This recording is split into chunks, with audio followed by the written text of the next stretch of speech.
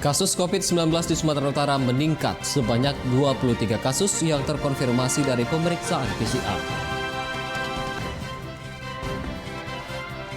Sejumlah daerah di Sumatera Utara dilanda banjir akibat hujan deras dan luapan sungai.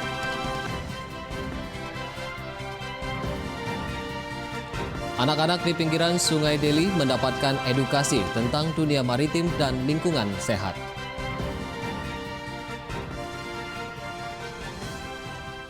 Halo pemirsa, senang sekali kami dapat kembali hadir di hadapan Anda dalam program Wajah Sumut edisi Jumat 19 Juni 2020.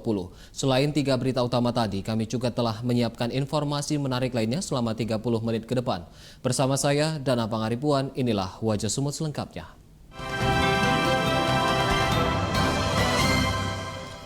Kasus COVID-19 di Sumatera Utara meningkat sebanyak 23 kasus menjadi 993 kasus positif terkonfirmasi dari pemeriksaan PCR. Kota Medan menjadi daerah penyumbang kasus positif COVID-19 tertinggi di Sumatera Utara. Pemerintah Provinsi Sumatera Utara. Data tersebut dikonfirmasi gugus tugas percepatan penanganan COVID-19 Sumatera Utara per tanggal 18 Juni 2020 pukul 16 waktu Indonesia Barat.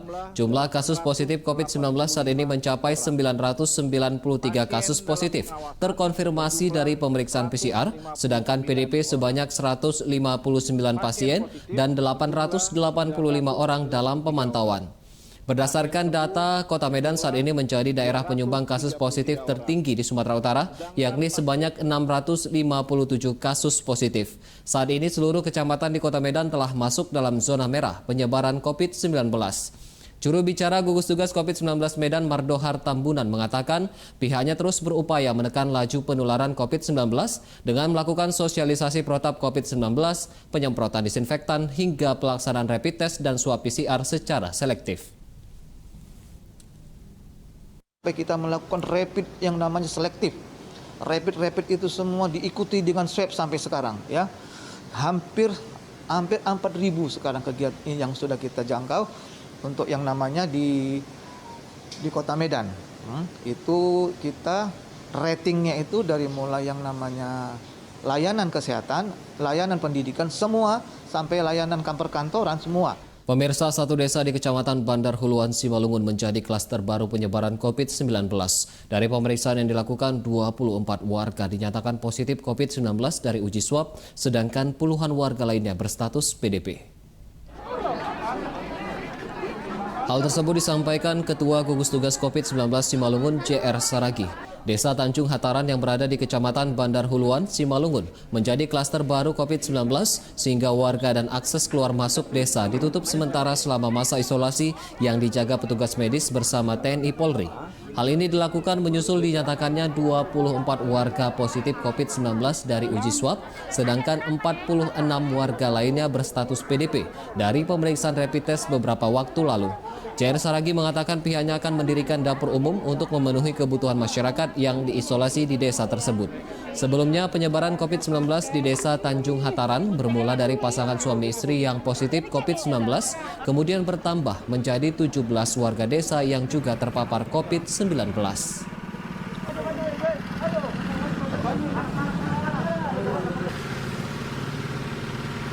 Di Huta 2 itu Tanjung Hataran itu sudah kena semua masyarakat yang di situ itu. Kenapa? Setelah kita lakukan semua rapid test, hampir semua sudah kena. Jadi untuk itu sekarang kita isolasi mandiri dan kita kunci orang keluar masuk dari situ. Gugus Tugas COVID-19 Sumatera Utara menyampaikan telah memiliki 6 laboratorium yang dapat melakukan uji spesimen COVID-19. Laboratorium tersebut dioperasikan untuk memeriksa sampel baik dengan metode PCR maupun TCM atau tes cepat molekuler. 6 laboratorium tersebut terdapat di Rumah Sakit USU, Rumah Sakit Haji Adam Malik, Laboratorium Fakultas Mikrobiologi USU, dan Rumah Sakit Murni Teguh. Sementara 2 lainnya yakni Laboratorium Rumah Sakit Putri Hijau dan Rumah Sakit Pelindo 1 Belawan masih dalam tahap persiapan dan akan dioperasikan dalam waktu dekat. Laboratorium tersebut mampu memeriksa atau menguji setidaknya 600 hingga 700 spesimen setiap harinya. Dengan beroperasinya 6 laboratorium diharapkan bisa mendukung upaya tim medis dan gugus tugas dalam penanganan COVID-19.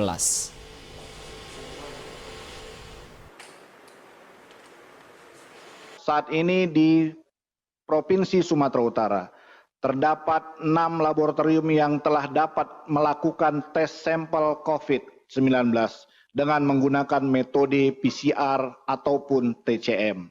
Dari semua laboratorium tersebut dapat melakukan pemeriksaan sampel lebih kurang 600 sampel setiap harinya. Pasca dibuka sejak 1 Juni lalu, pihak pengelola pusat perbelanjaan di Kota Medan memperketat penerapan protap COVID-19 terhadap para pengunjung. Sejumlah prasarana kesehatan juga disediakan sebagai kesiapan jelang penerapan kenormalan baru atau new normal. Seperti yang dilakukan pihak pengelola pusat perbelanjaan Sun Plaza di Kota Medan. Pasca operasional mal kembali dibuka, setiap pengunjung mal diwajibkan mengenakan masker, mencuci tangan dan menjaga jarak. Selain itu, pengunjung juga diwajibkan menjalani pengecekan suhu tubuh di depan pintu masuk. Rencananya Mall Sun Plaza Medan akan memasang alat thermal kamera yang akan diletakkan di luar pintu masuk guna mempermudah pengecekan suhu tubuh. Selain itu, himbauan protap COVID-19 juga ditempelkan di beberapa titik di setiap bagian mall seperti di eskalator dan lift. Sejumlah prasarana kesehatan disediakan pihak mall sebagai kesiapan jelang penerapan kenormalan baru atau new normal di Kota Medan.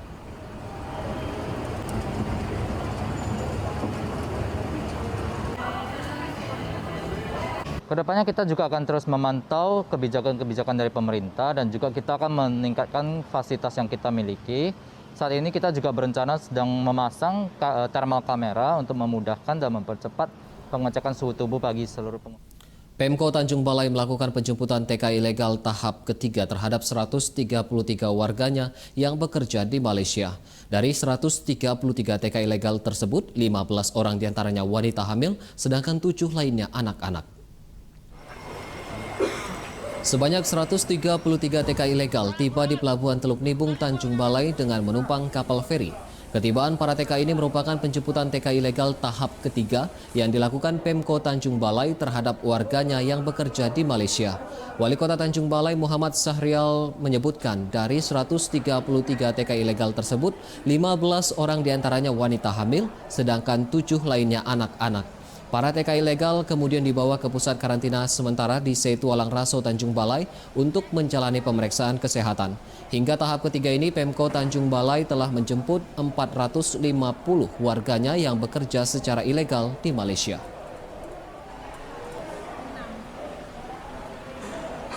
Warga masyarakat Tanjung Balai yang kita jemput pada hari ini. Dan tentunya kita menemukan ada 15 warga Tanjung Balai yang sedang hamil. Tentunya ini kita akan melakukan protokoler COVID, ya. Tentunya kita melakukan rapid test dan juga mengecek suhu. Pemirsa, usai jeda akan hadir informasi mengenai sejumlah daerah di Sumatera Utara dilanda banjir akibat hujan deras dan luapan sungai. Tetaplah bersama kami.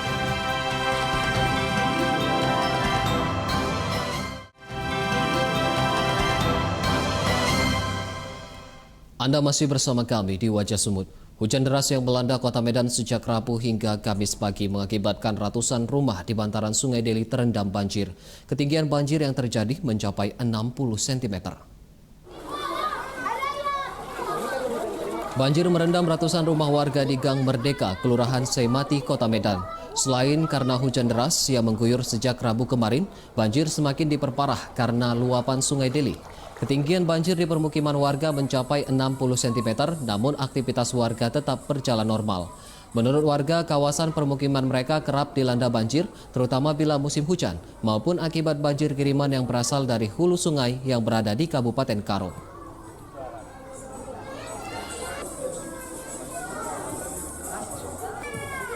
Lagi jualan Bu ya.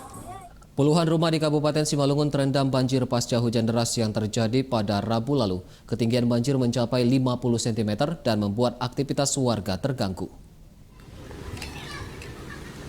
Hujan deras yang terjadi Rabu malam lalu mengakibatkan puluhan rumah di Kelurahan Sinaksak, Kecamatan Tapian Dolok, Simalungun terendam banjir.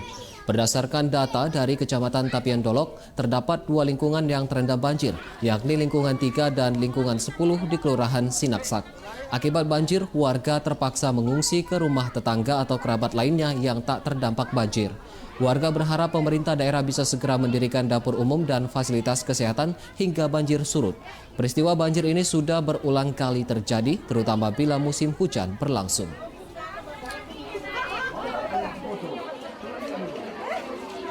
Kalau masalah dalamnya ini ya 2 meteran lah. Ini Pak karena hujan deras semalam atau gimana Pak? Ya, dan hujan deras.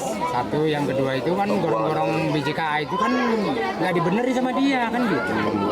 Pembuangan air itu. Kan gitu. Ada sekitar berapa rumah di sini Pak? Kalau di sini sekitar 30-an rumah. Sementara di Deli Serdang, puluhan rumah di Kelurahan Syahmat, Kecamatan Lubuk Pakam juga terendam banjir. Banjir yang terjadi merupakan banjir kiriman akibat curah hujan yang tinggi di hulu sungai. Banjir luapan Sungai Kuala Namu terjadi pada Kamis pagi dan merendam puluhan rumah di Kelurahan Syahmat, Kecamatan Lubuk Pakam. Ketinggian banjir mencapai 1 meter dan berdampak pada terganggunya aktivitas warga. Akibat banjir, warga terpaksa mengungsi ke lokasi yang lebih tinggi dan ke posko sementara yang didirikan pihak kelurahan. Banjir yang terjadi merupakan banjir kiriman akibat curah hujan yang tinggi di hulu sungai. Warga korban banjir berharap adanya bantuan dari pemerintah daerah karena khawatir banjir susulan akan kembali terjadi.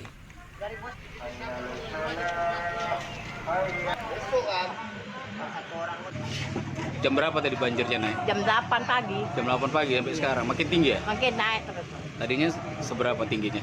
Tadinya masih di pinggir itu aja lah, pinggir sungai itu. Nah sekarang udah Sekarang masuk? udah dalam rumah sudah seperot. Iya. Dalam.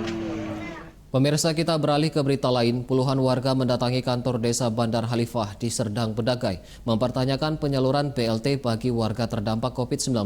Warga menuding pembagian BLT tidak transparan serta tidak tepat sasaran. Sekitar 50-an warga dari sejumlah dusun berkumpul di kantor desa Bandar Khalifah meminta penjelasan Kepala Desa Bandar Khalifah, Mas Riyadi, terkait penyaluran BLT dana desa yang tidak merata. Menurut warga, banyak keluarga tidak mampu di wilayah mereka belum mendapatkan bantuan sosial selama pandemi COVID-19. Ironisnya, sejumlah kepala dusun yang seharusnya tidak berhak malah menerima bantuan sosial dari pemerintah. Atas persoalan tersebut, warga meminta kepala desa memberikan laporan pertanggungjawaban anggaran dana desa secara transparan. Menanggapi tuntutan warga, Kepala Desa Bandar Khalifah Mas Riyadi mengaku sudah menganggarkan 30% dana desa untuk penyaluran BLT kepada 148 warga penerima manfaat. Sementara terkait permintaan laporan pertanggungjawaban penggunaan dana desa, Mas Riyadi menyarankan warga mengajukan kepada Komisi Informasi. Tuntutan masyarakat yang ada di Desa Kayu Besar ini agar kepala desa transparan dalam mengelola anggaran desa. Permasalahan semalam masalah BLT tidak merata. Ada ketimpang sosialan di situ. Contohnya kepala dusun mendapat, orang yang susah tidak mendapat, orang yang punya persawahan yang luas dapat. Usai jeda kami akan kembali dengan informasi mengenai anak-anak di pinggiran Sungai Deli mendapatkan edukasi tentang dunia maritim dan lingkungan sehat. Tetaplah bersama kami.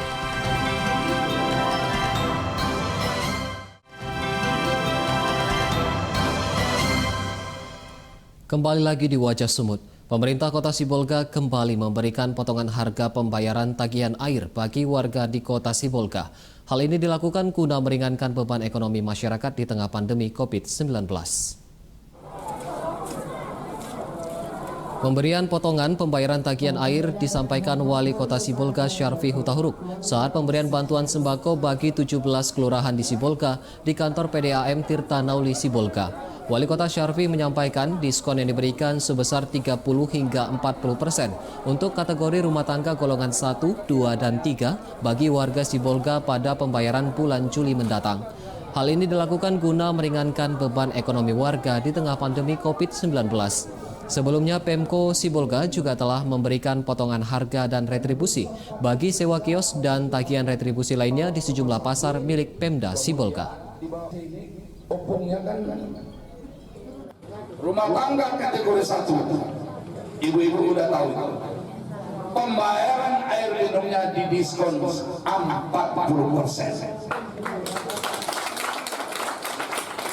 Jadi dikurangi 40% pembayaran air.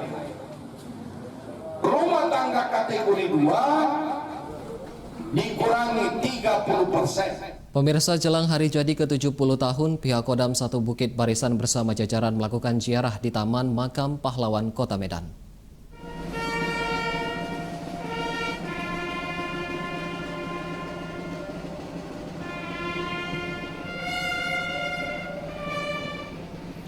Ziarah di Taman Makam Pahlawan dilaksanakan pada Kamis sore diikuti seluruh personil jajaran Kodam 1 Bukit Barisan. Tradisi berziarah ke Makam Pahlawan dilakukan untuk mengenang jasa para pejuang dan prajurit TNI yang gugur mempertahankan kemerdekaan. Kegiatan diawali dengan penghormatan umum kepada para arwah pahlawan kusuma bangsa, dilanjutkan dengan peletakan karangan dan tabur bunga di pusara para pejuang. Dalam amanatnya, Pangdam 1 Bukit Barisan Maijen TNI MS Fadilah berpesan agar semangat juang para pahlawan bisa tetap dipertahankan oleh seluruh prajurit TNI Angkatan Darat, terutama di jajaran Kodam 1 Bukit Barisan. Dan wafat pada tanggal jabatan terakhir beliau 67 sampai dengan 1900. Kita ziarah ke Taman Makam Pahlawan dalam kaitan dengan ulang tahun Kodam ke-70 yang nanti akan jatuh pada tanggal 20 Juni 2020. Ini merupakan tradisi bagi semua prajurit menjelang ulang tahun selalu akan mengingat jasa-jasa para pahlawannya. Pemerintah Kabupaten Tapanuli Tengah bersama DPRD Tapanuli Tengah menyalurkan bantuan sembako kepada warga terdampak COVID-19. Bantuan diberikan secara langsung dengan mendatangi rumah-rumah warga. Beginilah aksi pembagian sembako yang dilakukan Bupati Tapanuli Tengah bersama pihak DPRD Kabupaten Tapanuli Tengah di 3 kecamatan yang berada di kawasan perbatasan Tapanuli Tengah dan Tapanuli Selatan. Bantuan sembako dibagikan secara langsung dengan mendatangi satu persatu rumah warga. Sebanyak 500 paket sembako dibagikan berupa beras, mie instan, dan gula. Hal ini dilakukan sebagai wujud kepedulian pemerintah kabupaten dan anggota dewan untuk meringankan beban warga di tengah pandemi COVID-19.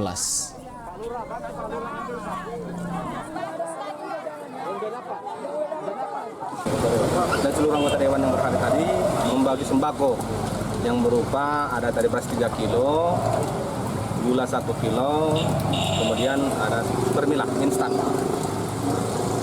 Jadi tujuannya istilahnya di masa pandemi ini sedikit perhatianlah kepada masyarakat di Kabupaten Tengah dan mungkin. Menyambut HUT Bayangkara ke-74 tahun, Polres Dairi dan Polres Toba menggelar bakti sosial, memberikan bantuan sembako kepada anak panti asuhan, warakawuri, purnawirawan, dan warga disabilitas. Polres Dairi memberikan bingkisan sembako berupa beras, minyak goreng, mie instan, dan gula ke panti asuhan yang terdapat di Kabupaten Dairi. Bingkisan sembako juga disalurkan kepada warakawuri, purnawirawan Polri, serta warga penyandang disabilitas. Penyaluran bantuan dilakukan sebagai bentuk kepedulian Polri kepada masyarakat dan diharapkan bisa membantu warga dalam memenuhi kebutuhan sehari-hari di tengah kesulitan ekonomi akibat pandemi COVID-19.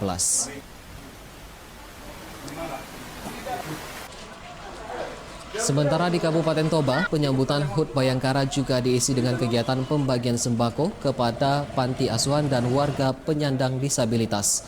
Adapun bantuan yang dibagikan berupa beras, minyak goreng, mie instan, dan gula. Kegiatan penyaluran sembako ini dilaksanakan serentak di seluruh jajaran Polda Sumut dan merupakan rangkaian kegiatan menyambut HUT Bayangkara ke-74 tahun yang akan diperingati pada 1 Juli mendatang.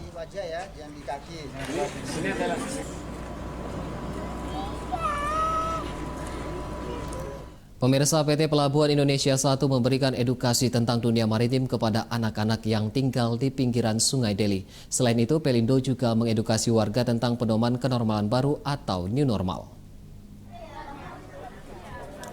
Kegiatan edukasi kepada anak dilaksanakan di Kelurahan Hamdan, Kecamatan Medan Maimun, Kota Medan, dengan menggandeng komunitas peduli anak dan Sungai Deli atau Kopasude. Dalam kegiatan, anak-anak diajari memahami protokol kesehatan pencegahan COVID-19 seperti kewajiban menggunakan masker, rajin mencuci tangan, dan menjaga jarak. Pelindo juga memberikan edukasi tentang peran penting pelabuhan dan dunia maritim bertujuan menumbuhkan kecintaan anak-anak terhadap dunia kemaritiman. Korporat Sekretaris PT Pelindo 1 Imron Eryandi menyebut edukasi kepada anak-anak ini dilakukan sebagai wujud komitmen kepedulian Pelindo 1 terhadap dunia pendidikan karena selama masa pandemi pendidikan anak usia dini terganggu, terutama bagi mereka yang berasal dari keluarga prasejahtera. Diharapkan dengan edukasi yang diberikan, anak-anak di bantaran Sungai Deli bisa memahami pola hidup sehat serta menerapkannya dalam kehidupan sehari-hari menjelang diterapkannya tatanan kenormalan baru di Sumatera Utara. Pada kegiatan tersebut, PT Pelindo 1 juga memberikan bantuan perangkat sekolah, masker, dan vitamin kepada anak-anak di bantaran Sungai Deli.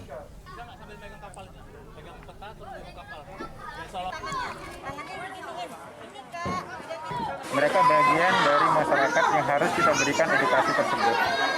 Kalau hanya orang tua saja, anak-anak juga kita tidak pedulikan, sementara mereka yang lebih banyak interaksi di luar. Jadi kalau mereka sadar akan itu, sadar akan bahaya COVID ini, dan mereka teredukasi, dan mereka merasa diperhatikan. Informasi tersebut sekaligus menjadi penutup Wajah Sumut edisi hari ini. Saya Dana Pangaribuan beserta kru yang bertugas mengucapkan terima kasih atas perhatian Anda. Selamat siang dan sampai jumpa.